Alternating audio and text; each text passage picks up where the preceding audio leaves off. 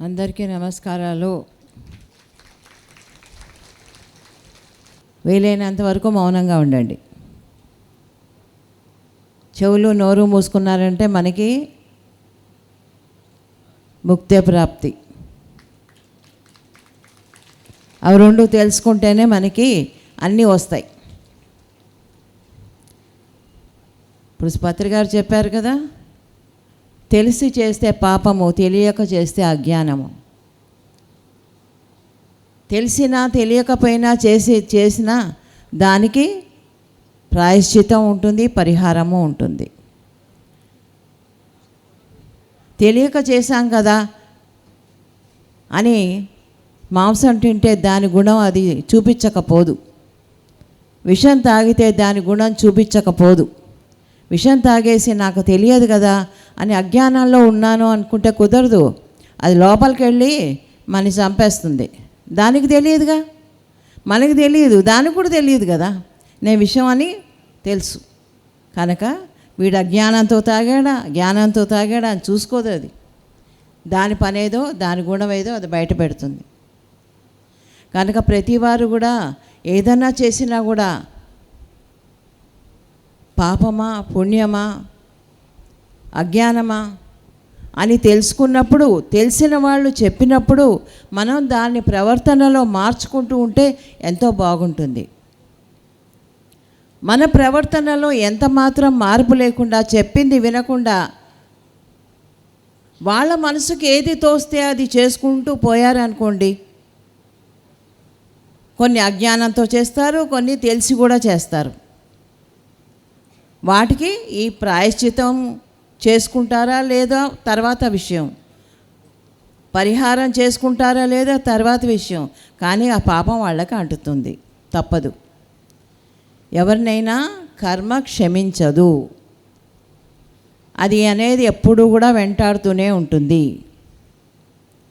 నేను తెలియక చేశాను కదా, తెలియక కొట్టాను కదా, తెలియక మాట్లాడాను కదా, ఒకళ్ళని బాధ పెడితే ఆ కర్మ ఎందుకు ఉంటుంది చెప్పండి? ఉంటుంది, వాళ్ళకి తప్పకుండా వాళ్ళ వెంటనే ఉంటుంది. అది చిత్రగుప్తుడి లెక్కలో ఉంటుంది. అది మనకు కనపడకపోవచ్చు.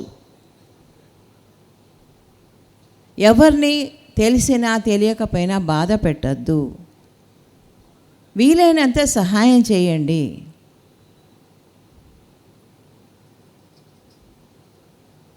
అజ్ఞానంతో ప్రవర్తిస్తున్నాం కదా అని, అజ్ఞానంగా ఉన్నాం కదా అని చెప్పేసి మన మీద ఎవరు జారి పడరు. అజ్ఞానంతో ఉన్నా జ్ఞానంతో చేస్తే ఇంకా పాపము, అజ్ఞానంతో చేస్తే ఇంకా పాపం. అరే వీడికి అజ్ఞానంతో ఉన్నాడు అని చెప్పి పత్రిగారు ఇప్పుడు ఏం చెప్పారు? నేను చెప్తూనే ఉన్నాను, చెప్పకపోవడం పాపం. వాడికి అజ్ఞానాన్ని తొలగించకపోవడం పాపం. ఎందుకంటే నాకు తెలిసి అది తప్పు అని తెలిసినప్పుడు ఎదుట వాళ్ళకి చెప్పకపోవడం అనేది మనకి పాపము. తెలిసినా చెప్పకపోతే పాపము. వాడు వింటాడా వినకపోతాడా తర్వాత విషయం. పత్రిగారు ఏం చేసేవారు? ఎవరు ఎదుట వాళ్ళు విన్నా వినకపోయినా తనకు తెలిసిన ప్రతి మాటని, ప్రతి జ్ఞానాన్ని కూడా అందరికీ పంచుతూనే పోయారు. ఎదుట వాళ్ళు బాగుపడతారా బాగుపడరా అనే ఆలోచన ఎప్పుడూ లేదు. మనం అనుకుంటాం, అరే మనం చెప్పింది వాళ్ళు చేస్తారా, మనం ఎందుకు చెప్పాలి వాళ్ళకి అనుకుంటాం. కానీ ఆయన ఎప్పుడూ అలా ఆలోచించలేదు.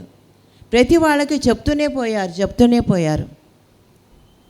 ఎప్పుడైతే అలా ఎదుట వాళ్ళు వింటారా లేదా అని చెప్తూ పోతామో, మనలోని ఒక నిర్మలత్వంతో కానీ ప్యూరిటీతో కానీ చెప్తూ పోతామో తప్పకుండా అది ఇవాళ కాకపోతే రేపన్నా పనిచేస్తుంది. వాళ్ళని ఆలోచింపజేస్తుంది. అరే ఆ మనిషి ఇలా చెప్పారు కదా అని ఇవాళ అహంకారంతో నేనేంటి ఆయన అది వినేది అని అనుకున్నా, ఏదో ఒక సందర్భం వస్తుంది వాడి జీవితంలో, అయ్యో ఫలానా మనిషి నాకు చెప్పారు కదా, నేను అప్పుడు వినలేదు కదా అనే భావన వాడికి వస్తుంది. అది మరీ లేట్ అయ్యే లోపల మనం సంభాళించుకుంటే బాగుంటుంది. ఎందుకంటే జీవితం అనేది మనకేమీ తెలియదు, ఎప్పుడు ఏమొస్తుందో మనకేం తెలియదు. ఆ తెలిసే లోపల మనం విన్నది ఆచరిస్తే బాగుంటుంది. తెలుసుకుంటే నలుగురికి చెప్తే బాగుంటుంది. అన్నీ తెలిసినా కూడా చేయకుండా ఉండడం అనేది మహాపాపం. మంచి అని తెలుసు, ధ్యానం మంచి అని తెలుసు, మంచి మాటలు మాట్లాడాలని తెలుసు, ఆలోచించాలని తెలుసు, బిఏ పాజిటివ్ అని అందరూ మాట్లాడతారు. కానీ నిజంగా మనం పాజిటివ్గా ఉన్నామా? ఒక్కసారి మన గుండెల్లో మనం చేయి పెట్టుకొని చూపించుకోండి. మనం పాజిటివ్గా ఉన్నామా? ప్రతి క్షణం ఆలోచిస్తున్నామా? మాట్లాడుతున్నామా? మన చేతల్లో పాజిటివిటీ ఉందా? Thank you so much.